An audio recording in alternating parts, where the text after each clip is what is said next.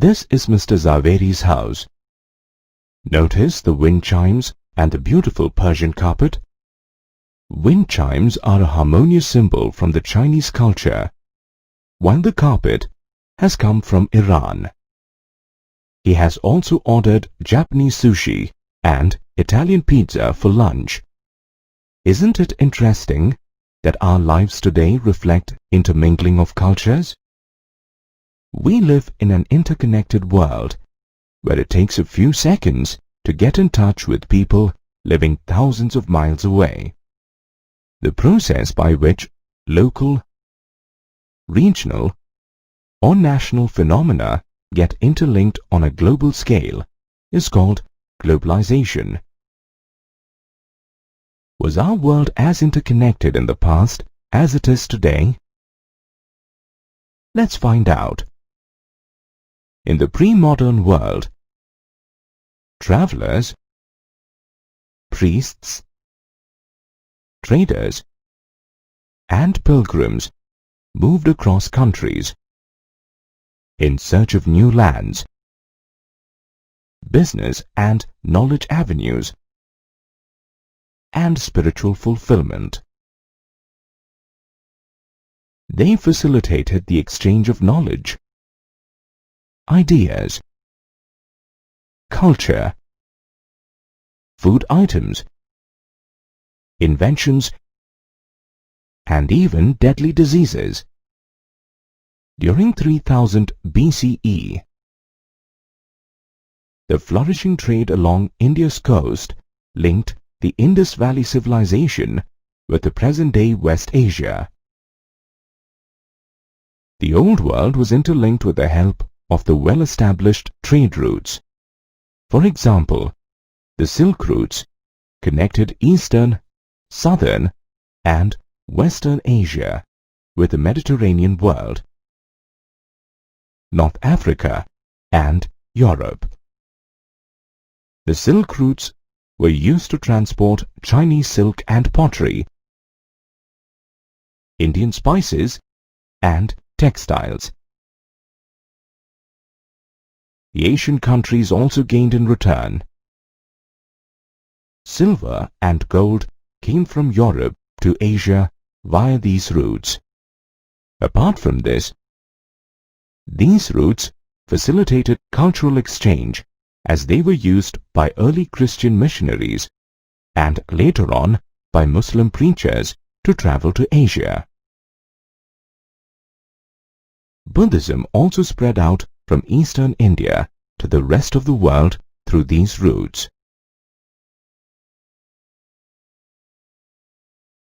Interestingly, intercultural exchange also happened through the exchange of food items. In the pre-modern times, traders and travelers carried food items and crops to new lands. The story goes that traders and travelers took noodles from China to the Western world, where they came to be known as spaghetti. Or maybe it was introduced by the Arab traders as pasta in the Italian island of Sicily in the 5th century. Food items like noodles are also found in India and Japan, so we cannot confirm their birthplace with certainty. Many food items that we eat today, such as potatoes, tomatoes, chilies, and sweet potatoes, were not known in Asia. They came from the continent of Americas via Europe. In Europe, potato became a staple food of the poor peasants. In fact, the dependence on potato is evident from the fact that when the potato crop failed in the mid-1940s in Ireland, lakhs of people died of hunger.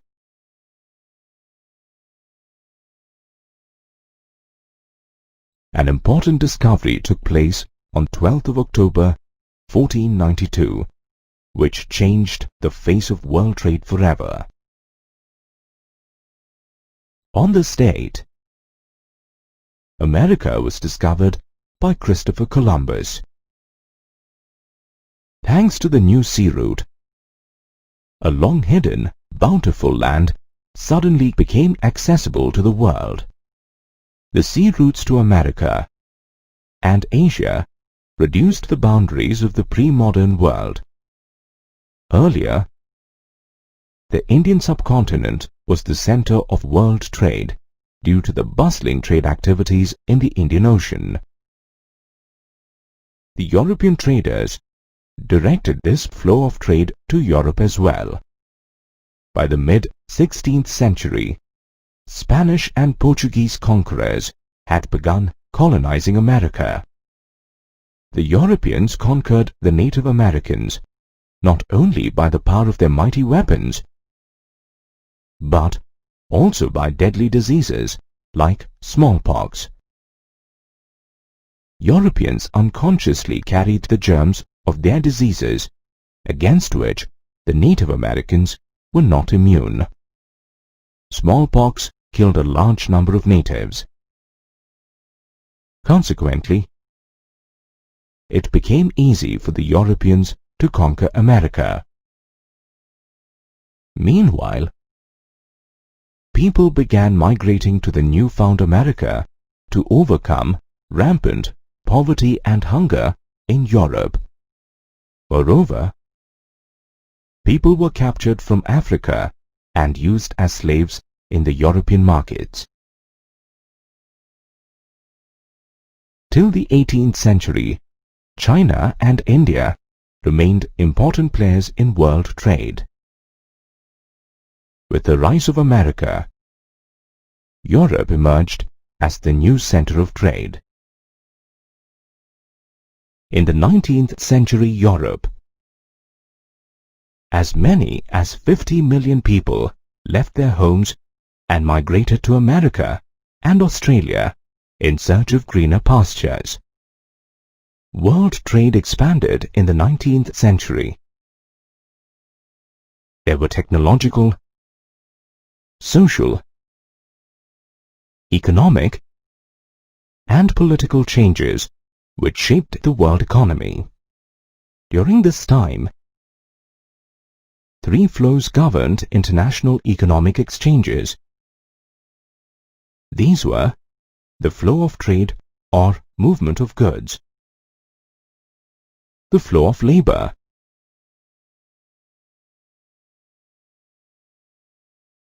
and the movement of capital. All three flows were closely interlinked and impacted people's lives immensely. Let's understand how the movement of goods, mainly food products, played an important role in trade and economy. Take the case of Britain. In the late 18th century, due to an increase in population, the demand for food grains increased considerably.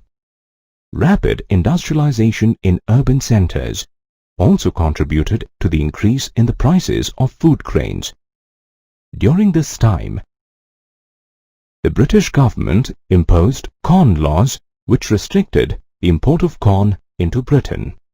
After the outcry of the people against high prices, the government abolished these laws. Thereafter, Britain witnessed a deluge of cheap imported food which had adverse impacts on the agriculture sector of Britain. As a result, people began to migrate to cities and other countries in search of jobs and a better life. Meanwhile, countries that exported food grains to Britain, such as Russia, Australia, and America, also underwent a lot of changes. New railways and harbors were developed to transport food grains. More cultivation meant more hands needed on the job. As a result, people began to settle in new places. For new settlers, more houses and settlements were required. This meant the need for labor and capital. While capital came from rich centers like London, labor came by way of widespread migration from Southern Europe, Asia, Africa, and the Caribbean. All these interrelated changes helped in the formation of a global agricultural economy in the late 19th century. A similar mass exodus was seen in West Punjab, which was developed by the British as an agricultural land with a wide network of canals. Peasants from other parts of Punjab began to settle down in the new areas irrigated by canals. Another factor that helped in power-packing the expansion of trade was technological innovation. For example, in colonies, advanced transport such as railways and steamships helped in ferrying raw material or finished products from one place to another. A good example is the transportation of meat from America, New Zealand, and Australia to Britain. Earlier, animals were transported in ships. Due to the long journey, they often lost weight, developed diseases, or died on the way. Later on, the animals were slaughtered and frozen at the starting point. New refrigerated ships were developed to transport perishable items like meat over long distances. Consequently, shipping costs came down and meat became an accessible commodity for the common man. In the 19th century, world economy was in a phase of rapid growth and transformation. Technological innovations shrank the world and made trade truly global. In this interconnected world, small changes at one place created rippling effects on the rest of the world's economy. Here's a poster which depicts a few Europeans wading hurriedly through the waters of the Welsh River to reach the Transvaal gold mines. This poster aptly depicts the madness for the natural resources of Africa. In fact, the Europeans used to brace themselves against deadly diseases and a grueling journey just to reach Transvaal in time. In a way, this journey exposes the ugly face of colonialism in Africa.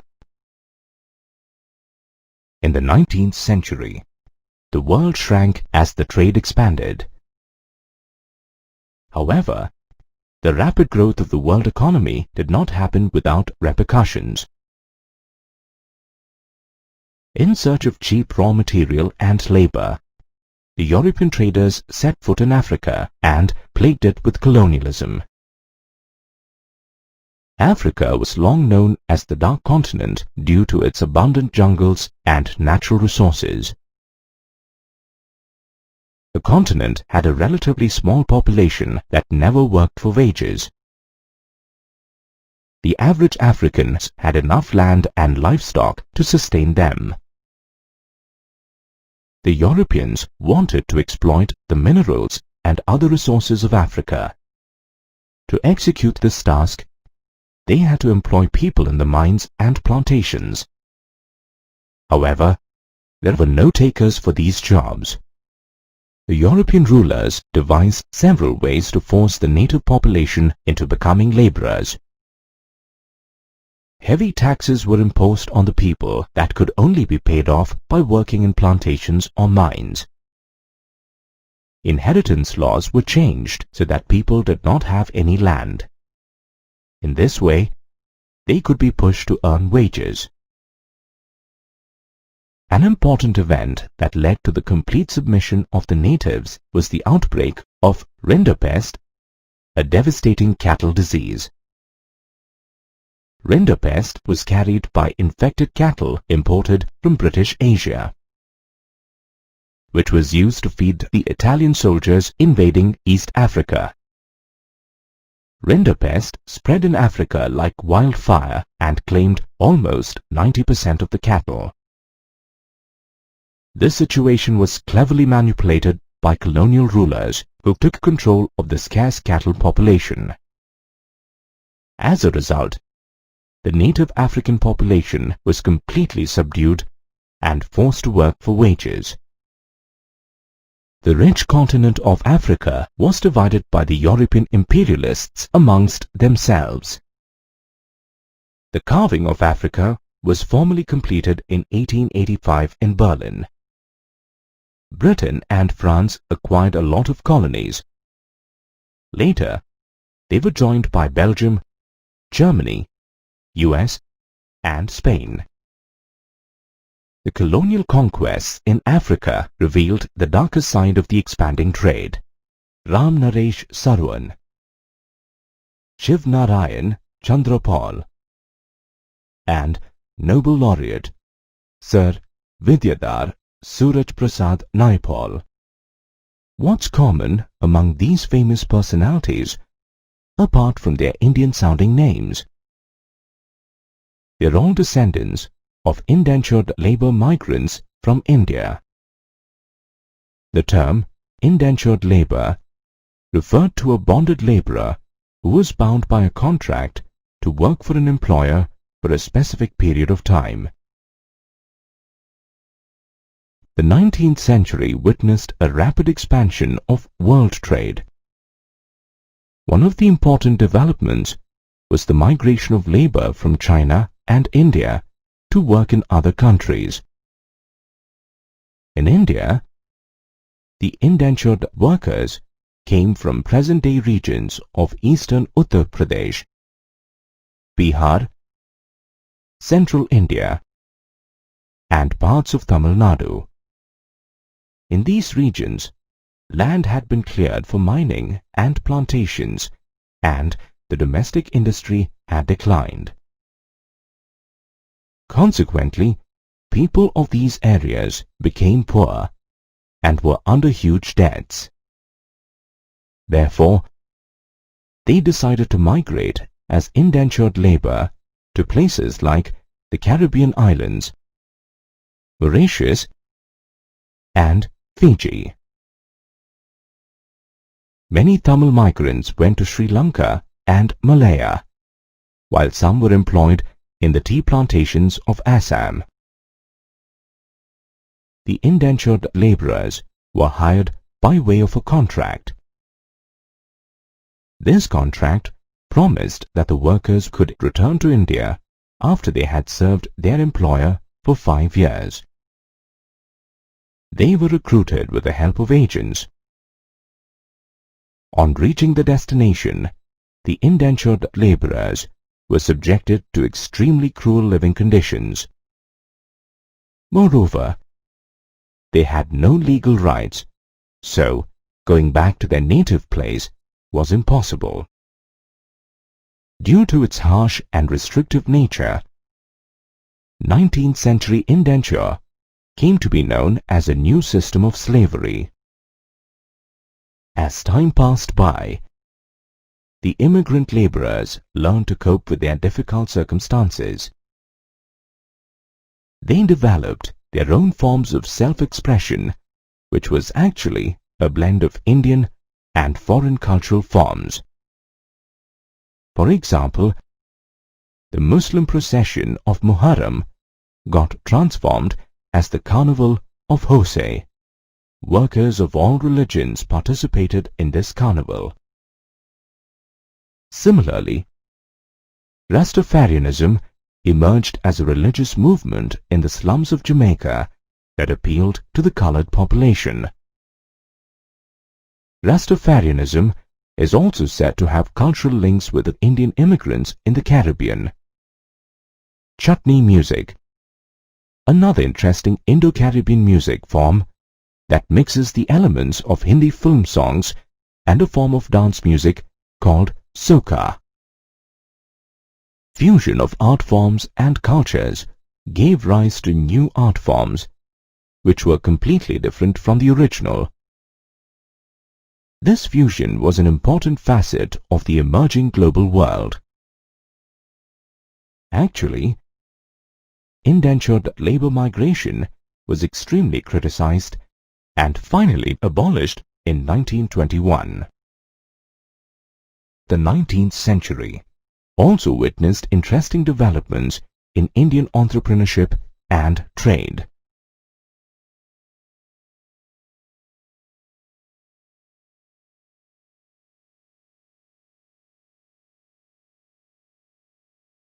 With the advent of the global market, capital was required to grow food and other material. In India, the peasants borrowed from local bankers such as Shikaripuri Shroffs and Nattukote Chettiars.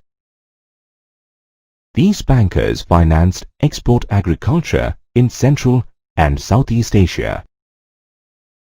In 1860, Hyderabadi Sindhi traders established the business of selling curios to tourists at busy ports around the world.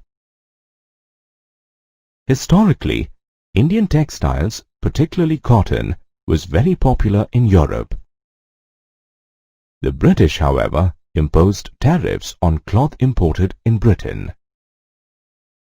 Consequently, the market for Indian textiles declined. During the British era, India's main exports were opium and indigo. The British exported opium to China and bought tea from there. In the 19th century, the value of British exports to India was much higher than the British imports from India. Therefore, Britain maintained a trade surplus with India, which helped it balance out its trade deficits with other countries. It also helped Britain pay for other expenses, such as pensions of British officials in India. Thus, India was profitable for Britain and was an important country in the world economy of the late 19th century. The fast-developing world trade and world economy suffered a huge jolt in the 20th century due to the First World War. It was fought between two opposing groups known as Triple Allies and Triple Entente. The aftermath was felt long after the war had finished. The years that followed were marked with a lot of social, political and economic instability. It took many years for the world economy to stabilize again. World War I can technically be called the first modern industrial war. It mobilized the use of modern weapons such as machine guns, aircrafts, tanks and chemical weapons. These weapons were the products of rapid industrial growth throughout the world and made the war truly catastrophic as millions of people got killed and injured. Several young people were enrolled for the war. The staggering number of casualties meant that a large chunk of working-class men were completely wiped off in Europe. As a result, there was a decline in average household incomes post-war. There was also a shift in the working-class population. Since the men were at the battlefront, women were recruited to do the jobs which were only reserved for men earlier. The recovery period after the war was difficult and long drawn. Britain found it hard to retain its dominant position in the world economy and compete with a new player, Japan. During the war, Britain had borrowed money from the US liberally and now found it difficult to repay its huge debts. The growth of industries, production and employment had boomed during the wartime. Consequently, after the war, the bubble burst, leading to widespread unemployment. Many agricultural economies of Eastern Europe were badly impacted. During the war, Canada, Australia and America emerged as new centers of agriculture production. One country which recovered effectively after World War I was the US. By lending financial help to other countries during the war, the US emerged as an international creditor. After 1920, the US economy grew at a rapid pace courtesy mass production. The owner of Ford Motor Company, Henry Ford, championed the assembly line method of mass production to produce vehicles at a faster rate. In this method, a worker had to do the same task repeatedly at a pace decided by a conveyor belt. This method reduced the production time and increased the output of the worker. The T-model Ford became the first mass-produced car in the world. Henry Ford kept his workers happy by doubling their wages. At the same time, he increased the pace of work and disallowed any trade unions in his plants. The techniques of Ford became popular across America and Europe. Due to higher wages, workers could now afford consumer goods. These goods were also available on credit, payable in easy installments.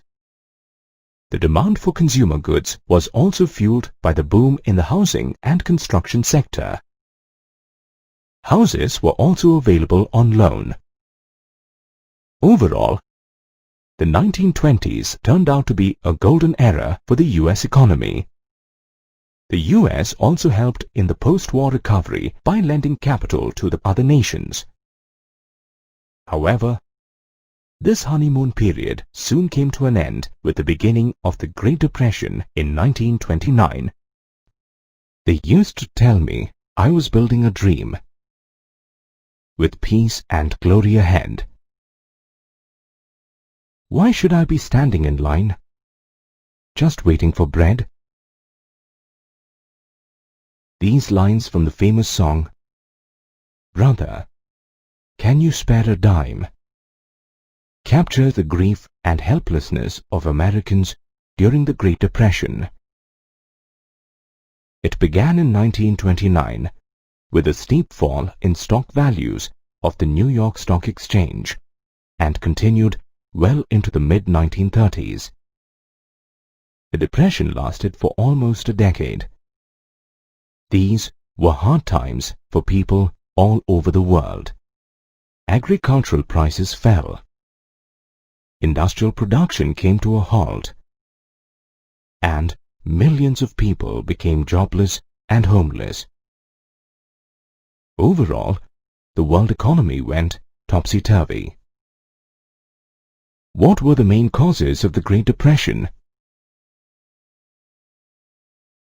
The First World War had badly impacted the agricultural economies of Eastern Europe. During the war years, Canada, Australia and America had emerged as new alternate centers of wheat production. Consequently, there was an overflow of food grains in the market, which led to a fall in the agricultural prices. In order to retain their overall income, farmers decided to bring in more produce to the market. As a result, the market situation worsened and the agricultural prices fell to an all-time low. During and after the war, the US had emerged as an international money lender. When the US economy was hit by the Depression, it had a domino effect on the rest of the world. The US withdrew loans from other countries, because of which major banks and currencies collapsed in Europe. To overcome the depression, the US imposed import duties, which again hindered the world trade. India couldn't escape the Great Depression too. In the 19th century, India had begun to export food grains and raw materials to other countries. On the other hand, it received manufactured factory goods as imports. During the Depression, India's exports and imports shrunk to almost half. The agricultural prices fell and affected the peasants and farmers badly. Similarly, the jute producers of Bengal, who made gunny bags for the world market, sank into debts. Despite the difficult circumstances, the British government demanded revenue. The poor peasants mortgaged their land, jewelry, and other precious things to pay off debts and meet their daily needs. In fact, during the Depression era, India became the largest exporter of gold. However, the Depression did not affect the middle-class urban Indians so much. Due to the fall in prices, all commodities began to cost less. Since the British government provided tariff protection to industries, there was also an increase in industry investment. The Great Depression surely revealed the growing interconnectedness between the world economies, where every change had a global impact.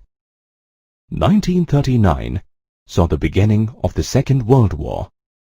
This war proved even more catastrophic than the First World War. Fought between two opposing military groups, the Allies and the Axis. It was the first time that nuclear bombs were thrown and artillery attacks were used to raze down cities. It witnessed the death of millions of civilians all over the world. The post-war years were marked with a lot of social, political, and economic instability. However, after the war, the United States and the Soviet Union emerged as the two major superpowers, and they had strengthened themselves economically, politically, and militarily. Economists and political leaders world over derived two main lessons from the economic experiences of the interwar period.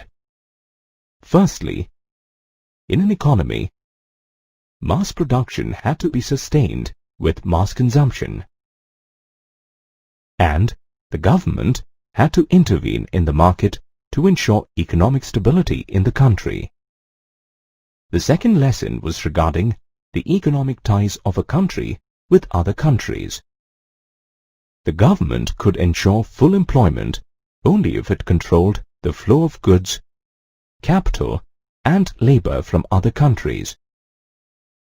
In other words, the main focus of the post-war economic system was to maintain economic stability and full employment. The framework of the post-war international economic system was agreed upon at the United Nations Monetary and Financial Conference. It was held in July 1944 at Bretton Woods in the USA. In fact, the post-war international economic system is also called the Bretton Woods system. The Bretton Woods Conference established two important institutions, the International Monetary Fund and the World Bank. The International Monetary Fund was created to help with the external surpluses and deficits of the member countries. Meanwhile, the World Bank was to finance the reconstruction after the war.